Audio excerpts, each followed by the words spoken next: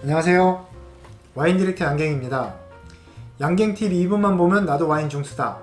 오늘 알아볼 내용은 이태리 와인 등급 체계에 대해서 설명해 드리도록 하겠습니다. 보통 국가들마다 등급 체계를 갖추고 있는데요. 이태리도 구대륙의 선두자로서 명확한 등급 체계를 갖추고 있습니다. 프랑스를 벤치마킹한 것인데요. 일단은 가장 낮은 등급은 비노다 타볼라라고 하고요. 바로 그 위에 등급이 IGT급, 그 위에가 DOC, 가장 상위에 속하는 DOCG급이 있습니다. 보통 DOCG급에는 눈으로 확연하게 표시가 되는 마크가 있는데요. 종이띠가 보이시죠? 이 종이띠에 DOCG라고 써있는 게 있고 DOC라고 써져 있는 게 있습니다. 자세히 보시면 모스카토 다스티의 경우에는 DOCG라고 표시가 되어 있는데요. 가장 상위 등급에 속한다고 보시면 됩니다. 그러면 가장 상위 등급에 속하는 와인이 가격도 비싸냐? 그렇지 않습니다. DOCG 등급은 강력한 법으로부터 보호를 받는데요. 정해진 지역에서 정해진 포도 품종으로 정해진 방법으로 양조만 하게 되면 DOCG는 어떤 와인에게도 주어지게 됩니다. 와인의 퀄리티나 맛과는 무관하게 말이죠. 그렇기 때문에 DOCG와 가격이 정비되어진 않습니다. DOCG라고 무조건 비싼 게 아니죠. DOCG 와인도 만원대부터 2만원대까지 다양하게 있고요. IGT급 와인도 20-30만원씩 하는 비싼 와인들이 있답니다. 이제까지 이태리 등급 체계에 대해서 알아봤고요. 결론은 이태리 와인은 등급과 가격이 정비되어지 않는다. 이것만 알아두시면 되고요. 그러면 어떻게 하면 이태리 와인을 잘 고를 수 있는지 나중에 다시 자세하게 다뤄보도록 하겠습니다. 구독과 좋아요 꼭 부탁드리고요.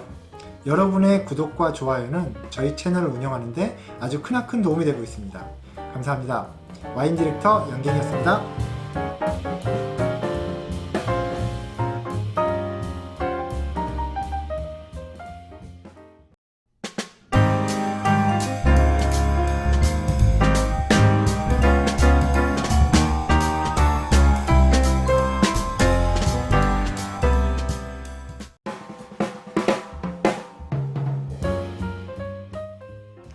안녕하세요. 와인 디렉터 양갱입니다. 양갱TV 2분만 보면 나도 와인 중수다. 오늘 소개해드릴 내용은 이태리 와인 레이블의 숨겨진 뜻을 알아보도록 하겠습니다. 이번에 첫 번째 와인, 이태리 명품 와인이죠. 브루넬로 디 몬탈치노를 첫 번째로 알아보겠습니다. 이태리 와인 레이블에는 랩을 하듯이 그 라임이 존재하는데요. 비슷한 공식이 있어요. 여기 보시면 브루넬로 디 몬탈치노라고 써있죠. 이 브루넬로는 이 앞에 오는 거는 포도 품종을 얘기하고요. 뒤에 오는 거는 이 품종이 생산된 지역을 뜻합니다. 그러니까 쉽게 얘기하자면 몬탈치노라는 동네에서 브루넬로라는 포도로 와인을 만들었다는 뜻이죠. 두 번째 와인 보여드릴게요. 까살레베끼오라는 와인인데요. 요거는 시냇물 뻥을리 나와서 굉장히 히트친 와인인데 여기 조금 글씨가 작게 써있긴 한데 까살레베끼오는 와인 이름이고요. 그 밑에 보시면 몬테풀치아노 다브루쪼라고 써있죠. 요것도 요 앞전에 말씀드린 브루넬로와 공식이 비슷합니다. 아브루쪼라는 마을에서 나온 몬테풀치아노라는 품종으로 만든 와인이라는 뜻인 거죠. 앞에는 포도 품종, 뒤에는 생산된 마을 이름이 써있는 겁니다. 세 번째 와인 소개해 드릴게요. 요번에는 바르베라 다스티죠. 어디서 많이 들어본 마을 이름이 들어가 있어요. 아스티라고요. 종전과 똑같아요. 앞에는 바르베라라는 품종이고요. 뒤에는 아스티라는 마을이에요. 아스티라는 마을에서 바르베라라는 품종으로 만들면 바르베라 다스티라고 표현합니다. 이번에 마지막으로 네 번째 와인 소개해 드리도록 하겠습니다. 이거는 이제 뭐 여러분들도 굉장히 많이 보시는 레이블일 텐데요. 모스카토 다스티 엄청 많이 들어보셨죠? 이제 뜻을 아시겠나요? 이 종전에 말씀드린 세 가지와 똑같은 공식이에요. 모스카토는 포도 품종이고요. 아스티가 마을 이름이에요. 포도 품종과 마을 이름을 합쳐서 부르게 된답니다. 이태리 와인이 굉장히 어려운 것 같은데요. 앞서 네 가지를 보셨듯이 굉장히 또 어떻게 보면 쉬워요. 앞에는 포도 품종, 뒤에는 마을 이름. 이 와인 레이블이라는 게 우리가 모르는 말로 써 있어서 저게 뭔가 싶은 거지, 와인 레이블에는 그 와인에 대한 모든 정보가 아주 친절하게 표시되어 있거든요. 방금 말씀드린 것처럼 포도 품종, 마을 이름, 만든 회사 이름, 알코올 도수, 빈티지 모든 정보가 레이블 이 한 장에 다 표시가 되어 있어요. 그러니까 이게 어떤 뜻인지만 알면 나머지 모든 와인도 쉽게 이해할 수가 있거든요. 이상 이태리 와인 레이블의 숨겨진 뜻을 알아봤는데요. 알고 나니까 너무 쉽죠. 그냥 뭐 단순해요. 마을 이름 아니면 포도 품종이거든요. 모든 이태리 와인 레이블이 그런 건 아니지만 그런 공식을 갖고 있는 대부분의 와인을 여러분들은 오늘 직접 보시게 된 거예요. 앞으로는 누가 물어보면 아는 체 하셔도 됩니다. 최소한 오늘 알려드린 4가지는 굉장히 자주 볼 수 있는 와인들이거든요. 여러분 구독과 좋아요 부탁드리고요. 여러분의 구독과 좋아요는 저희 채널에 크나큰 힘이 됩니다. 이상 와인 디렉터 양갱이었습니다. 감사합니다.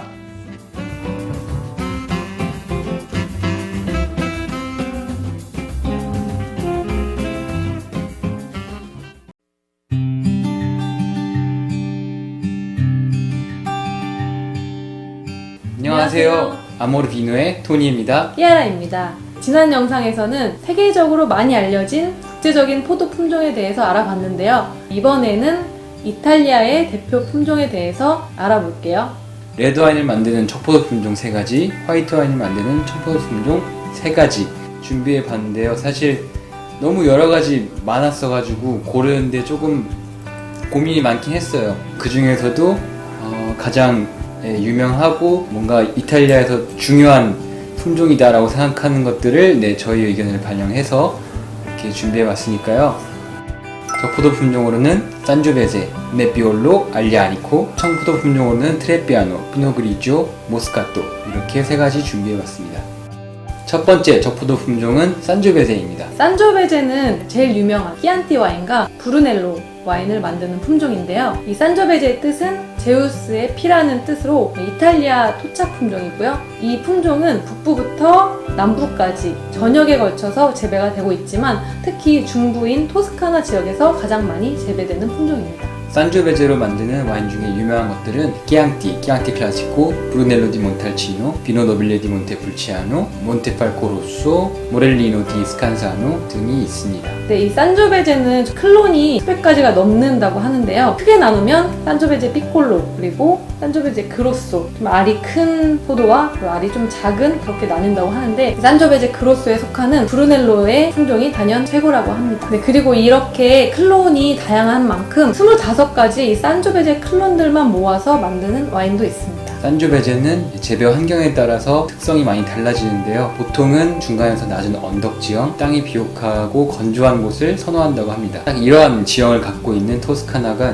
와인으로도 유명하지만 그 포도밭들이 있는 전경이 아름답기로도 유명하죠. 언덕 중간중간에 있는 그 사이프러스 나무길 그 장면이 영화 글래디에이터에서 나온 걸로도 유명하죠. 이 산조베제, 그 중에서도 가장 뛰어난 품질의 브루넬로의 창시자가 있는데요. 바로 비욘디 산티 와이너리입니다. 2차 세계대전이 끝나고 모든 도시와 포도밭이 황폐화가 됐을 때 다른 와이너리들은 여기저기 포도를 섞어서 만들었다고 해요. 그때 이 비욘디 산티는 단일 품종으로 성력 강한 와인을 만들어내는데 몰두해서 산조베제의 변종을 만들어냅니다. 이게 바로 브루넬로였어요. 몬탈치노의 브루넬로. 1888년에 이 브루넬로 디 몬탈치노의 처음 빈티지가 탄생했다고 해요. 그 이후에 이 비욘디 산티는 비밀을 독점하지 않고 품종도 나누어주고 그 양조 시범도 보였다고 해요. 그래서 이렇게 장기 숙성이 가능한 와인을 만들어내는데 성공을 하고 또 유명해진 계기가 1994년에 세계 시음회가 있었는데 1888년부터 1988년까지 100년 동안의 그 빈티지 중에서 15병을 선별해서 테이스팅을 했는데 여기에서 우선은 첫 빈티지라 이목을 끌었다고 하고요. 그리고 1891년 빈티지는 10점 만점에 10점을 받았다고 해요. 노래 같은데? 100년 동안이나 이렇게 살아있다는 거 자체만으로도 정말 훌륭하다. 이런 얘기를 했다고 합니다. 1888년 첫 빈티지는 2병 남아있다고 해요. 이렇게 보면 아직 살아있어 하면서 프랑코 비욘디 산티가 들고 있는 이렇게 모습이 찍힌 사진이 있어요. 한번 저희가 방문을 약속을 하지 않고 가서 그냥 반만 한번 구경한 적이 있었는데 다음번에 한번 꼭 시음을 해보고 싶은 곳이에요. 두 번째는 네비올로입니다.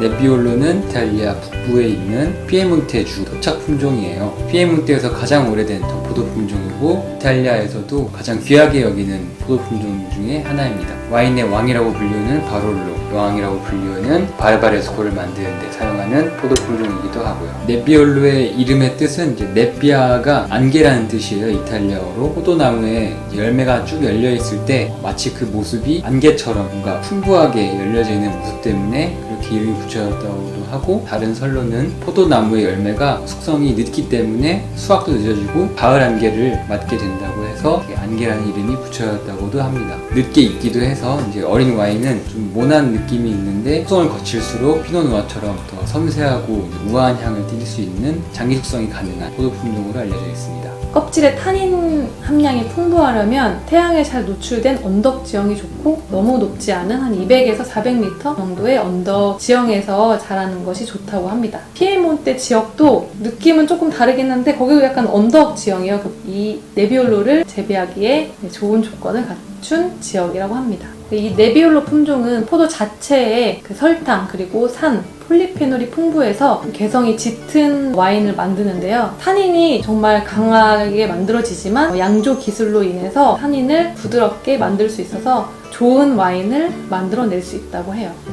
세 번째로 얘기해 볼 품종은 알리아니코라는 남부에서 유명한 적포도 품종입니다. 그 원산지는 그리스에서 뿔리아로 들어와서 바실리카타 캄파니아 뿔리아에서 주로 재배되는 적포도 품종입니다. 이 알리아니코는 캄파니아의 아벨리노와 베네벤토에서 가장 많이 재배가 되는데요. 이곳에서 정말 유명한 와인이 있어요. 타우라시 와인인데요. 타우라시는 남부의 바롤로라고 불리우는 와인입니다. 질감이 부드럽고 향에 깊이감이 있는 것이 특징인데요. 타닌도 섬세한 편이라서 바롤로와는 다른 매력을 느낄 수 있는 와인인 것 같아요. 그리고 또 한 지역에 유명한 와인이 있는데 알리아니코 델 불투레입니다. 바실리카타 주 안에 있는 화산이 있는데 그쪽 주변 일대에서 생산하는 알리아니코가 알리아니코 델 불투레입니다. 마테라 여행 갔다 온 영상에서 알리아니코 델 불투레를 마셨었는데요. 그래서 알리아니코 델 불투레는 뭔가 타우라시보다는 좀 강한 느낌의 와인이었던 거. 이제 알리아니코는 이제 캄파니아에 있는 베수비오산, 그리고 바실리카타에 있는 불투레 화산지대에서 이제 잘 자라는 품종이고요. 온난한 겨울을 필요로 하는 포도입니다. 그 북부 지역의 바롤로보다 더운 지역에서 자라는 품종이라서 조금 더 짙은 루비색을 띠고요. 까베르네 소비뇽이나 네비올로처럼 10년 정도 그 이상 어느 정도 숙성을 해야 본연의 맛을 느낄 수 있다고 해요. 신선한 과일향보다는 말린 자두나 블랙베리 등의 검은 과일류의 향이 많이 난다고 합니다. 이번엔 청포도 품종에 대해서 알아볼 건데요. 사실 이탈리아가 화이트 와인으로는 그렇게 유명하지가 않아요. 근데 요즘에 그 이탈리아 북부 쪽에서 트렌티노나 알토 아디제 이쪽에서 뛰어난 품질의 화이트 와인이 나온다고 하는데, 그 북부 쪽의 품종과 그리고 정말 유명한 모든 한국 사람들이 아는 그런 품종 하나, 그리고 생소하지만 이탈리아 토착 품종, 정말 이탈리아에서 가장 많이 재배되는 청포도 품종, 이렇게 세 가지를 소개해 드리려고 합니다. 그중 먼저 소개드릴 품종으로는 이탈리아에서 가장 많이 재배되는 청포도 품종 트레피아노입니다. 트레피아노는 이탈리아 전역에서 많이 생산되는 청포도 품종인데요. 그 중에서는 이제 중부 쪽에서 제일 많이 재배되는 편이에요. 토스카나, 아브루조, 모데나, 소아베. 이제 향이나 맛의 특징에서는 사과, 배, 감귤류, 아카시아 꿀 같은 향도 난다고 합니다. 산도는 높고 바디는 조금 낮은 편이고 알코올 함량은 중간 정도라고 해요. 샤도네 이런 품종만큼 과실량이 확 풍부하게 나고 이런 향은 아니지만 은은하게 음식과 잘 어울리는 와인이라고 할 수 있고, 다른 와인들과 블렌딩으로 많이 쓰인다고 합니다. 향이 튀거나 독특하지 않아서 음식들과 같이 많이 먹는 편인데요. 다양한 소스에 그런 파스타나 요리들이랑도 잘 어울린다고 하고, 튀김류, 그리고 닭고기, 그리고 특히나 또 이 파파르델레로 만든 돼지고기 소스에 그 버섯 파스타랑 잘 어울린다고 합니다. 두 번째로 알아볼 청포도 품종은 피노 그리지오입니다. 피노 그리지오는 프랑스에서는 피노 그리라고 부르고 이탈리아에서는 피노 그리지오라고 불러요. 프랑스에서 유래했지만 이탈리아에서 훨씬 더 많이 재배가 되고 있다고 하고요. 피노 누아의 변종이라고 합니다. 그래서 이 껍질이 약간의 회색이나 분홍색의 색깔을 띠기도 해요. 피노 그리지오가 가장 많이 생산되는 곳은 북부의 프리울리나 알토 아디제 주에서 많이 생산되고요. 여기서 생산되는 또 피노 그리지오가 뛰어난 화이트 와인을 만든다고 해요. 피노 그리지오는 산도가 높고 복숭아, 약간의 단 스파이시한 향이 나고요. 스모크와 젖은 양털의 향이 나기도 합니다. 피노 그리지오와 어울리는 음식으로는 아페리티보, 전체 요리랑 흰살 생선류, 튀김 요리와 야채 요리 등이 잘 어울린다고 합니다. 세 번째, 마지막으로 소개드릴 품종은 모스카토입니다. 이 모스카토는 아로마가 강한 청포도 품종인데요. 프랑스의 미스카와 같은 품종이에요. 이 모스카토는 달달하기 때문에 정말 술을 별로 안 좋아하시는 여성분도 또 화이트 와인의 약간 신맛을 싫어하는 그런 분들도 정말 좋아하는 와인인데요. 이 낮은 알코올 도수는 양조 중에 의도적으로 발효를 중단해서 알코올 도수를 낮게 만든다고 합니다. 달달하고 또 알코올 도수가 낮은 게 특징인데 이 모스카토도 종류가 다양해서 다른 모스카토는 일반적인 화이트 와인을 생산하기도 해요. 이런 달달한 스위트 와인에서 스푸만테, 스파클링 와인이나 파시토까지 다양하게 생산을 한다고 해요. 가장 유명한 게 모스카토 다스티죠. 아스티에서 생산한 모스카토, 스파클링 와인 만들면 이제 아스티 스푸만테, 모스카토 다스티랑 아스티 스푸만테가 가장 많이 알려져 있습니다. 약한 버블이 있는 화이트 와인을 만들어내기도 합니다. 달달한 디저트와 함께 보통은 식후에 많이 마시고 레몬 마시기도 하는데요. 차갑게 칠링해서 마시면 정말 맛있어요. 네, 오늘 이렇게 이탈리아의 대표 품종에 대해서 알아봤는데요. 이탈리아는 모든 지역에서 와인이 생산되고 있는 만큼 토착 품종들도 많은데 저희도 그런 토착 품종들을 하나씩 알아가고 있는 중이라서 흥미로운 그런 이탈리아의 품종이 있으면 다뤄보도록 하겠습니다. 저희 와인의 기초 영상, 다음 영상에서는 이제 와인과 친해지고 싶으신 분이면 꼭 알아야 할 와인에 대한 기본 용어에 대해서 알아보도록 하겠습니다. 다음 영상에서 다시 찾아뵙겠습니다. 감사합니다.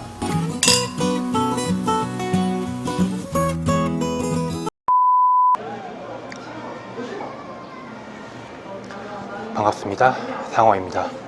이번에 제가 테이스팅할 와인은 파나레타 때리 2011년산입니다. 이 와인은 이태리 안에 토스카나 안에 끼안테 안에 끼안테 클라시코에서 생산한 와인입니다. 품종은 총 두 가지가 브랜딩 되었는데요. 산주 배제 50%, 이제 까나올라 50% 브랜딩 되었습니다. 두 품종 모두 이제 이태리 토착 품종인데요. 이 까나올라는 비교적 덜 알려진 품종인데 사실은 이 까나올라는 품종은 18세기 전까지만 해도 산주 배제보다 더 많이 재배되는 그런 품종이었는데 생산량도 좀 적어지고 특히 필록세를 이유로 크게 이 생산이 줄어서 이제 보통 산주 배제랑 블렌딩할 때 많이 이용하는 그런 품종이 되었습니다. 한번 제가 파나레타 때리 2011년산 테이스팅 해보도록 하겠습니다. 먼저 색깔부터 보겠습니다. 색깔 보시면 이게 한 10년 지난 와인인데 가장자를 보시면 가위 색깔이 충분히 보입니다. 7, 8년 넘게 10년 됐다고 보일 수 있을 것 같고요. 전반적인 색깔은 약간 벽돌 색깔의 약간 자주빛 컬러, 일반적인 산주 배제랑 까냐를 섞었을 때 그런 색깔입니다. 이게 산주 배제 100이면 좀 더 투명할 텐데 까냐올라는 품종이 섞여가지고 이런 색깔이 되었습니다. 이 까냐올라가 산주 배제 좀 부족한 그 알코올 감이라던가 좀 부드럽게 해주고 또 와인 색깔을 좀 진하게 해주는데 그런 역할을 하고 있습니다. 이 향기 한번 맡아보도록 하겠습니다. 향기가 진짜 진합니다. 오픈한 이제 5분밖에 안 지났는데 향기가 막 폭발합니다. 엄청 대여섯 가지 향기가 기본적으로 나는데 페퍼민트 그리고 허브 향도 나고요. 그 다음에 약간 삼나무, 약간 달큰한 간장, 그래서 짜지 않고 달큰한 오래된 간장이 느껴지고요. 초콜릿인데 조금 밀크 초콜릿 치고 카카오 초콜릿으로 따지면 한 도수 60도짜리 70% 그런 것짜리 저런 것 같아요. 이제 맛을 보도록 하겠습니다. 되게 은은하게 피니쉬가 한 10초 정도 지속되고요. 피니쉬가 10초에서 15초 정도 지속이 되고 굉장히 이태리스러운 와인입니다. 이게 산주 배제에 약간 감식초, 민트, 허브 이런 게 나면서 까놀라가 더해져가지고 무게감이 붙고 남성적인 그런 와인인 것 같아요. 이게 2011년산인데 지금 정말 심 최적기가 아닐까 싶습니다. 한 번 더 향기 맡고 테이스팅 해보도록 하겠습니다. 정말 맛있는 향기입니다. 이런 와인, 이런 향기가 나면 무조건 구매하는 거 추천드립니다. 이게 어떤 향기 나냐? 바닐라, 바나나 나고 달큰한 감식초, 감즙 이런 것도 나고요. 맛보도록 할게요.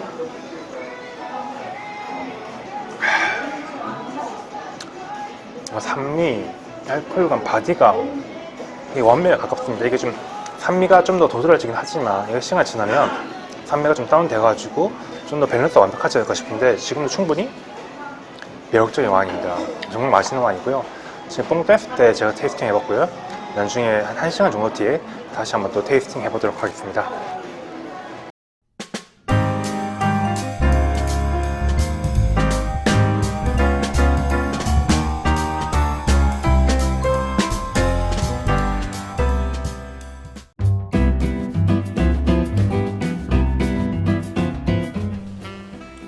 안녕하세요. 와인 디렉터 양갱입니다. 양갱TV 2분만 보면 나도 와인 중수다. 오늘 소개해드릴 내용은 구대륙에서 생산되는 스파클링 와인 종류에 대해서 알아보도록 하겠습니다. 그 중에서 가장 유명한 샴페인이죠. 레이블에도 자세히 써있지만 쌍파뉴라고 써있죠. 프랑스의 쌍파뉴 지역에서 나온 스파클링 와인만 쌍파뉴라는 이름을 쓸 수 있습니다.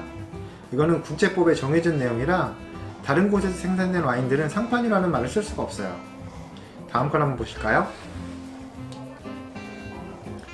요것도 프랑스에서 생산된 스파클링 와인인데요. 레이블을 보시면 아시겠지만 크레망드 루아르라고 적혀 있어요. 루아르에서 생산된 스파클링이라는 뜻인데요.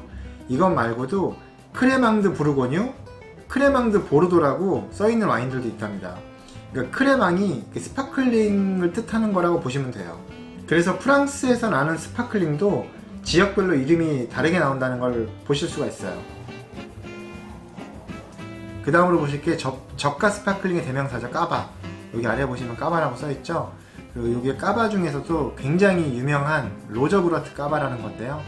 스페인 페네데스 지역에서 생산된 스파클링만 까바예요. 이것도 스페인에서 다른 지역에서 생산되면 그거는 아마 스파클링이라고 써있을 거예요. 이 까바도 아무나 쓸 수 있는 말은 아닙니다. 이태리, 이 프로세코라는 말은 많이 보셨죠? 이 프로세코는 이태리에서 생산되는 스파클링의 대명사이기도 하지만 포도 품종이기도 해요. 그래서 이 프로세코를 만드는 데 쓰이는 포도 품종 이름도 프로세코예요. 병도, 이 병 좀 독특하죠? 예쁘죠? 병도 이 프로세코 같은 경우는 좀 다양하게 나오는 편이에요. 가격도 까바랑 샴페인 중간쯤에 형성이 되어 있어요. 한 3만원 중반대 정도? 이거는 이제 이태리 생산되는 스파클링이고요. 그리고 하나 더 보자면 여기 보시면 DOCG라고 이렇게 표시가 있죠. 이것만 봐도 이태리라는 거는 아실 수 있죠. 저희 양갱TV 2분만 보도 아주 와인 중수다 이태리 편 보시면 이거에 대한 내용이 자세히 나와 있어요. 요것도 이태리인데 얘는 이름이 달라요. 프로세코가 아니고 프란치아 코르타라고 읽어요. 유일하게 샴페인을 대적할 수 있는 구대륙에서 나오는 스파클링 와인인데요. 프란치아 코르타는 이 마을 이름이에요. 이 스파클링 생산되는 마을 이름이고 만드는 방식도 샴페인이랑 똑같아요. 그래서 가격도 그만큼 샴페인만큼 비싼데 그래도 샴페인과 절대 비교하자면 샴페인보다 저렴해요. 그래서 가성비가 좋은 스파클링으로도 많이 알려져 있습니다. 그래서 프란치아 코르타는 중고가의 이태리 스파클링이라고 생각하시면 됩니다. 그리고 지금 교보제가 준비가 안 되어 있긴 한데 독일에서 나오는 스파클링은 젝트라고 불러요. 젝트라고 부르고 미국이나 칠레, 호주에서도 스파클링이 나오는데 얘네들은 그냥 스파클링이라고 적혀 있어요. 아주 심플해요. 그래서 이 와인의 원조인 구대륙은 이 지역이나 품종별로 이름을 아주 세세하게 그 지역 특산품처럼 나눠놨는데 신대륙은 그렇지 않은 것 같아요. 그래서 그냥 스파클링으로 통용이 되고 있다는 거, 그것만 알아두시면 간단하게 스파클링 와인의 종류를 구별하시기 쉬울 거예요. 다음번에 기회가 되면 이 각 마을에서 나오는 스파클링 종류별로 아주 디테일하게 한 가지씩 다뤄보도록 하겠습니다. 여러분, 오늘 저의 영상이 도움이 되셨다면 구독하기 꼭 눌러주시고요. 좋아요도 눌러주시고요. 시간이 되신다면 알람도 꼭 눌러주세요. 이상 와인 디렉터 양갱이었습니다. 감사합니다.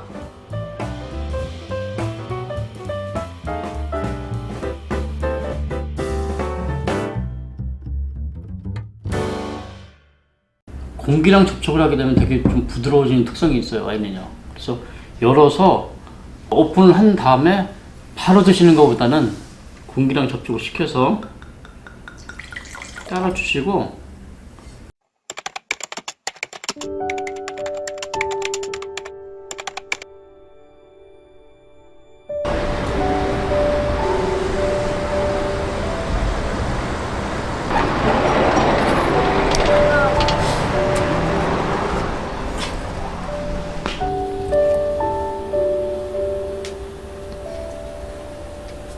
잠깐만요. 제가 일단 커팅을 좀 하고요. 이 호일이 있는데 이 호일을 먼저 커팅을 해야 됩니다. 간단하게. 원래 소믈리에 분들은 이거를 이렇게 병을 돌리지 않고 이렇게 돌려서 이런 식으로 한다고 얘기를 하는데, 일반인들이 이렇게 하면 너무 어려워요. 이거를 병을 움직이지 않고 이런 거는 전문가들이나 그렇게 하는 거고, 일반인들은 그냥 자연스럽게 그냥 이거 돌리셔도 상관없어요. 일단 따는 게 목적이니까. 그리고 가운데 한번 손을 하나 딱 해주시면은 간단하게 이렇게 열 수 있는 방법이 있어요. 되게 간단하죠. 그리고 전 개인적으로 여성분들이 이 커팅하는 걸 좀 안 하셨으면 좋겠는 게, 잘못하면 이게 손을 다쳐요. 저는 그 여성분들에게는 전자로, 그 안쪽에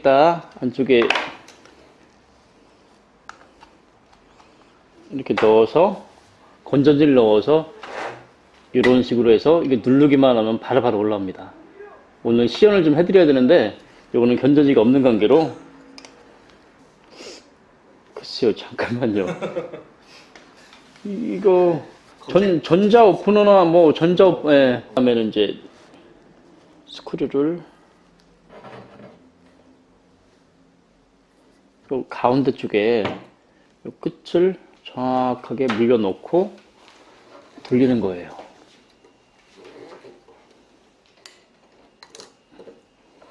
돌리면은 이렇게 다 돌아가거든요. 다 깊숙이 넣으면 아무래도 이게 지렛대를 사용할 수 있는 면이 없기 때문에 되게 어려워요. 그러니까 한 칸 정도 이렇게 한 칸에서 두 칸 사이 정도만 남겨 놓으시고 바로 걸어주세요. 이렇게 걸면 여기에 보면은 걸은 홈이 두 가지가 있어요. 첫 번째 홈, 여기 두 번째 홈이 있는데, 이게 첫 번째 홈이고요. 두 번째 홈이 있는데, 이걸 한 번에 열라고 하시면 안 돼요. 그러면 절대로 성공을 못 하는 게, 아니면 부러지는 경우가 있어요. 있는 거를 거셔 놓고, 여기 보이죠? 여기 하나 걸어 놓으시고, 이걸로 한 번에 다 열려고 하지 마세요. 그럼 절대로 안 됩니다. 살짝 올려서, 여기까지만 올려놓으세요. 콜크에 한 5분의 1 정도만 열어 놓으시고, 위에서 바로 밑에 있는 홈을 가지고 자연스럽게 올려주시면 아주 쉽게 딸 수 있어요. 하나도 어렵지 않아요. 한 번에 따려면 절대 되지 않습니다.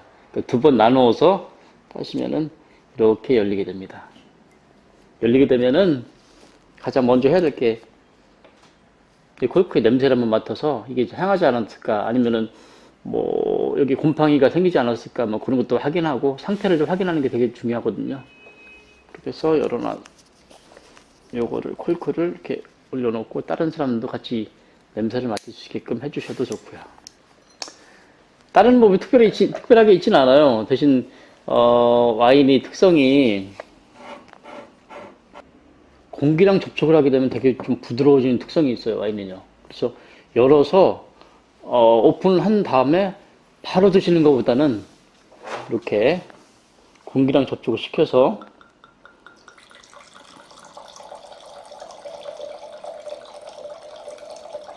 따라주시고,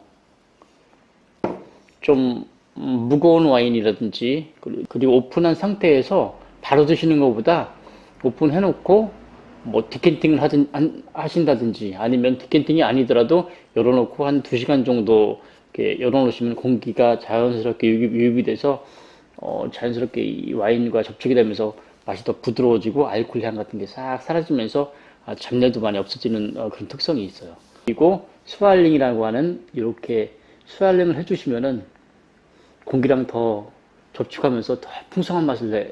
한번 보실까요?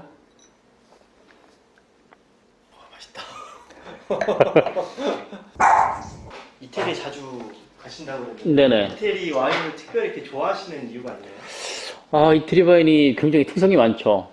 이태리가 한국 사람들 성격이랑 거의 똑같고, 뭐 나라는 같은 나라인데 약간 뭐 이렇게 동떨어진 뭐 그런 분위기도 있어요. 그래서 이쪽 베네치아하고 또 이쪽 피렌체하고 분위기가 틀리듯이, 또 이쪽 피에몬테하고 또 피에몬테 뭐 아스티나 그쪽 분위기하고 이쪽 남부 쪽 분위기는 확 전혀 틀리거든요. 다양한 와인들이 많이 나오죠.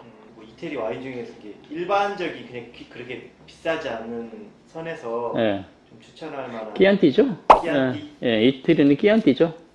와인을 하시게 네. 된 그런 계기가 있나요 혹시? 아, 제가 와인은 처음 마셔본 게 26살 때 제가 우연찮게 열심히 그 알바도 하고 해서 어학연수를 갔어요. 제가 어렸을 때 26이었으니까 지금으로부터 한 24, 5년 정도 됐겠네요, 벌써. 예. 그런데 그때 가서 이제 영국을 갔는데 영국에서 처음으로 마셔봤어요. 우리 이제 제가 하숙을 했는데 이제 흔히 얘기하는 하숙 아줌마가 하숙집 아주머니가